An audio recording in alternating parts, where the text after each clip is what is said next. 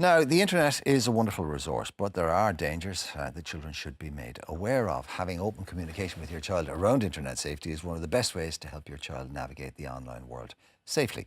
But how should you bring up that topic? Well, joining us to discuss this and how to keep your children safe online are Sergeant Calvin Courtney from the National Crime Prevention Unit and Jane McGarrigle, Project Officer with Webwise. And good morning to you both. But before we talk to them, first, Webwise recently hosted their youth panel meeting where some 30 students from across the country got together to discuss the issues that they face online today. We decided to go along and see why they got involved.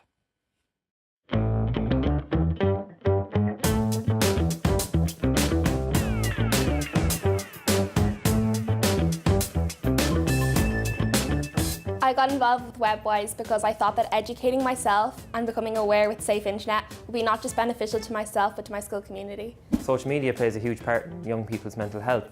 So I saw the announcement on Twitter from Webwise and I said I kind of wanted to get involved because I know this is a huge problem and it has been a huge problem in our school for years. I really felt passionate about internet safety and getting out there, letting people know what's actually happening online. The benefits Webwise have is for students our age, they probably don't want to talk to their teacher or their parents about what they're doing online. So they can go online to webwise.ie and they can go and look and research for themselves. I found the training with Webwise very helpful, especially going back to our school. I think it's so important to be like peer-to-peer because they kind of like listening to someone closer to their age than an adult always telling them what to do, because they can kind of relate more to us because obviously we are closer in age and we understand what's going on. And then when we told them the facts and told them what is legal and what's not, they were so alarmed because they hadn't been taught it before. They weren't aware that they could get in trouble for the things they were doing online. If I could give one piece of advice to parents, don't be afraid to talk to your children and don't be afraid to check up on your children every now and then on their online usage, because even that small little check-up could stop a problem. Like, you don't hand someone car keys and be like, okay, go drive. Like, but we were just thrown into the deep end with internet. Like, we've been growing up like when it's everywhere.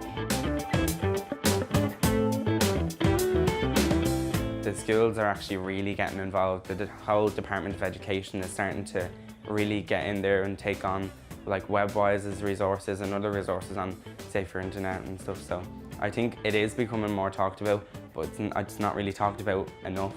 So there's still a lot more that we have to do.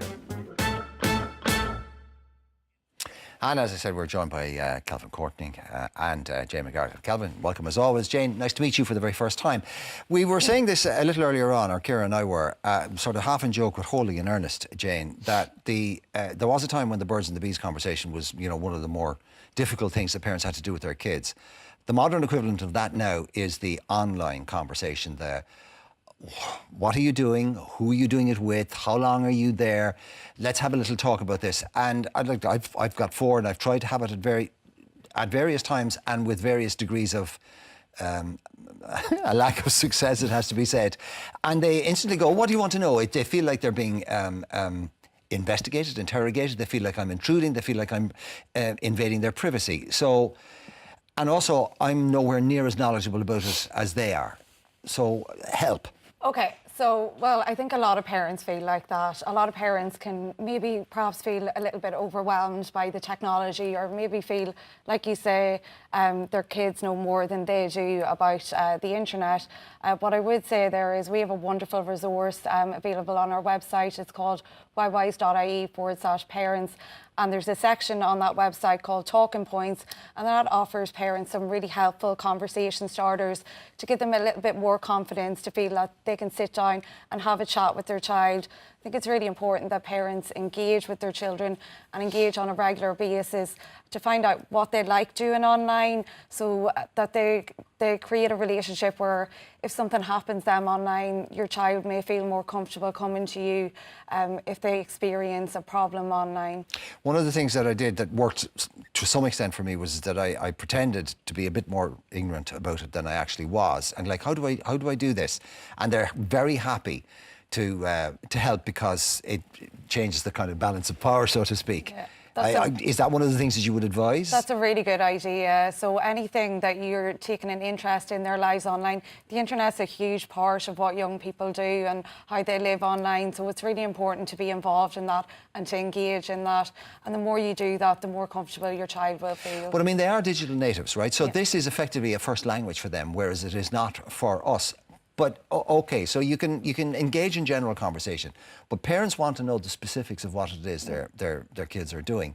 More not because we're nosy or because we want to control them, but because we want to protect them. Yeah. So how do we get that message across to them? So I would definitely say to anybody that feels that they maybe don't know enough about it, take a look at webwise.ie/parents. We offer lots of practical, simple advice, and we also break down all the popular apps that children may be using, Irish teenagers. So apps like Instagram, Snapchat, WhatsApp, those sorts of things. There's really simple guides there. They're jargon-free. We don't expect parents to know too much about technology. It even goes into the details of why children like those apps and why they use those apps as well. So that's a great starting point to maybe find out a little bit more about what kids like doing online.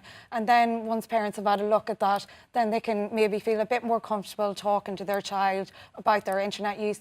It's also really important for parents to set clear boundaries and guidelines as well about like what's acceptable or, you know, the amount of screen time that's allowed in the home. And also, if you're doing that, it's really important to model that behaviour as well, lead by example. So if you say there's no technology allowed at the dinner table, then ensure you're doing that as well, because you have to set a good example for your child as well.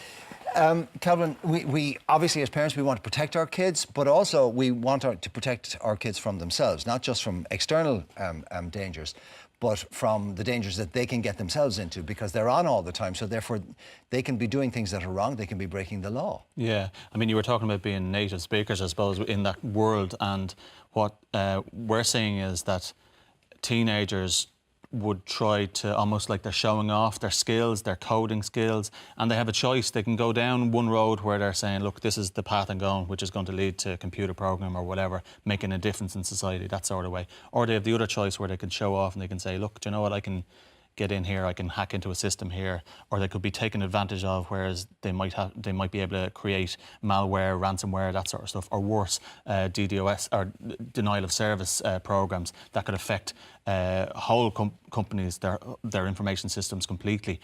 And there are penalties involved for that. They may not realise that, but these are offences. Some of the penalties range up to 10 years if they're found guilty of it, just because they think they're showing off in some way, but they really because it's a lark. Yeah, it's a bit of a but they're being taken advantage of as well, and that's what you know.